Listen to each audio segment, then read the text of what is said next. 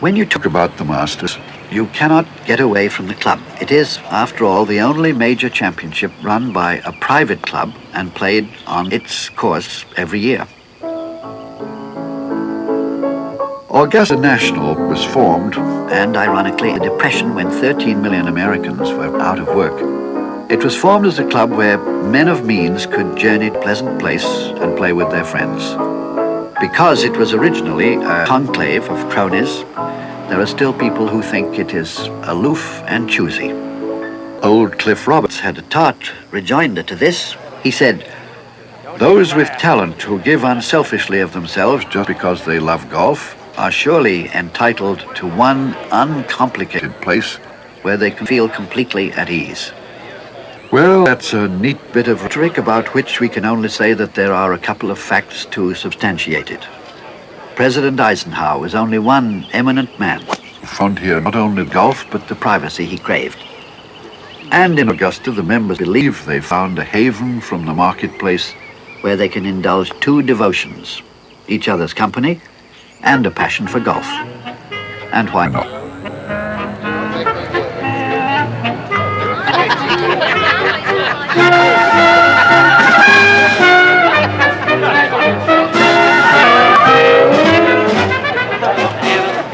It was Roberts, more than anybody, who gave Augusta a tradition and a set of controlling principles all its own. In other tournaments, television tends to be in control. Not at the Masters. Here, the TV crew abides by the club's first and final say. I'll probably have Jack on camera live. So you know, there's a story of a commentator who once remarked that the mob of spectators was rushing off to the 18th green. Cliff Roberts issued an edict. At Augusta, there were no mobs, and if there were, they wouldn't rush. The club, with the agreement of the network, lays it down that there shall be a drastic reduction of commercials, that the size of the gate and the money prizes shall never be mentioned, and that no putts shall be measured for their dollar value. This policy, as Bill Lane, the new chairman, tells us, did not come about by accident.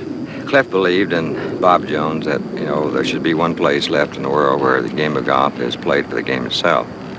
And we don't care to talk about money because we think it's still important that the man play for the game of golf itself. And make the putt, whether it's for 13,000 or 200. Correct. This is very intimidating question, but people on the outside have a very hazy idea of about the aims of the club and its, well, you could say its basic philosophy today.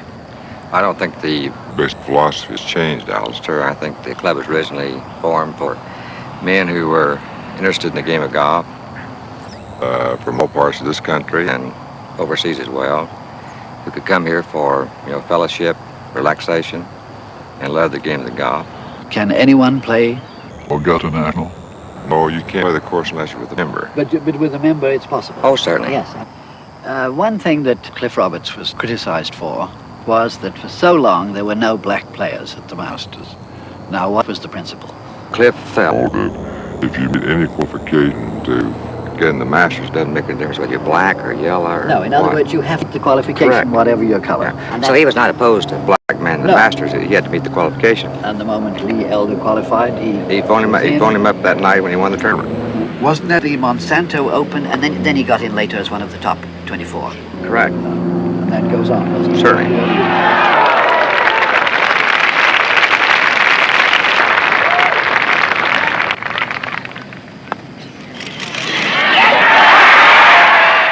Here, as everywhere else, the overwhelming majority of golfers are white, which is where the game stands today. But there are also at Augusta no white caddies. The club insists that the blacks have a monopoly.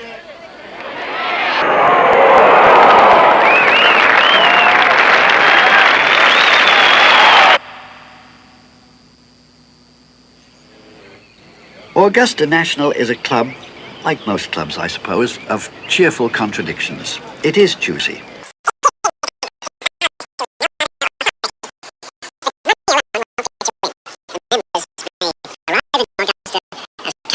Industry. Once inside the clubhouse, they shed all rank. And Cliff Roberts set up in the tournament itself procedures that are now routine elsewhere. The first 4-day championship. Roped off fairways. Spectator stands out on the course. Earth mounds built up for better viewing. Leaderboards around the course. Food and look prices for the playing public. And a permanent building for the media. It was here, too, they claim, that for the first time, the players were brought to the press. I feel I'm prepared as well as I can prepare. Down the years, it has become, incidentally, a sort of annual think tank for the lawmakers of the game who are invited here from the ruling bodies of both Great Britain and the United States. They also try to maintain one or two pleasing reminders of the giants of other days. For years, the Masters was started by two great old Scots, Fred McLeod, winner of the US Open way back in 1908, and Jock Hutchinson, British Open champion in 1921. Their numbers up on the board were their ages.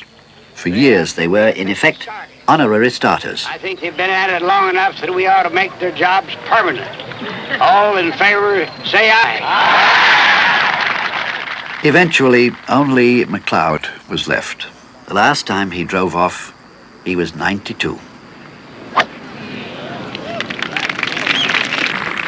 And in 1978, they inaugurated the so-called Masters Run, which is out of bounds to all but the champions of the past. Every year, just before the tournament, they hold a dinner, and the man who picks up the tab is the reigning champion. And here they exchange all the warm and the chilling memories, how Byron Nelson, his 2 tournaments, how he and Snead, in the center there, each beat Hogan on the right in playoffs. Jimmy Demerit's 3 wins. How Art Wall exploded out of his usual modesty to win by birdieing 5 of the last 6 holes. There's only one man that makes the ball go like it might go in the hole every time with an iron, and that was Art, because he hit it and it rolled.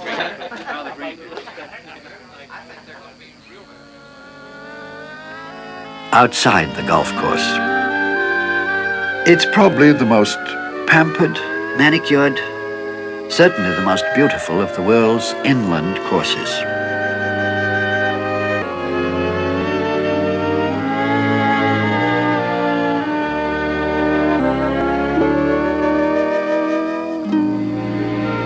At Masters time, everything is green. The press building, the TV towers, the chairs.